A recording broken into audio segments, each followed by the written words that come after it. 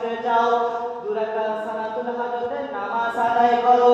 আদায় করার পরে আমি আল্লাহ রাব্বুল আলামিন আমার দরবারে হাত তুলে দাও।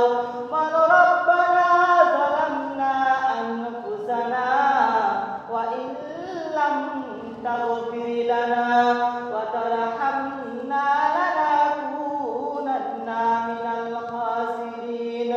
রব্বানা, হে আমার প্রভু, যালামনা, জুলুম করেছি নফসের উপরে। রব্বুল আলামিন, তুমি যদি না ক্ষমা করো আমরা বরবাদ হয়ে যাব, শেষ হয়ে যাব।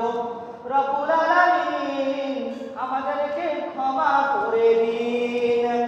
বান্দা যখন এইভাবে তাকি তুমি তোদের সময় করে, আল্লাহ রাব্বুল আলামিন বলে আমি আর সহ্য করতে পারি না।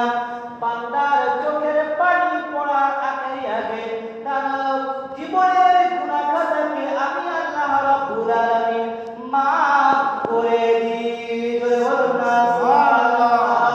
আল্লাহুম্মা সাল্লি আলা মাওলানা মুহাম্মদ ওয়া আলা আলি সাইয়্যিদিনা মাওলানা মুহাম্মদ। কেউ বা তোমায় পাগল বলে, কেউ বা বলে জাদুকর,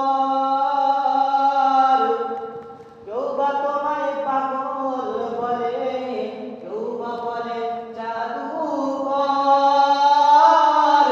আল্লাহ তোমায় করলো নবী, তুমি আমায় পয়গম্বর। আল্লাহুম্মা সাল্লি আলা سيدنا مولانا محمد ওয়া আলা আলি সাইয়্যিদিনা মাওলানা মুহাম্মদ।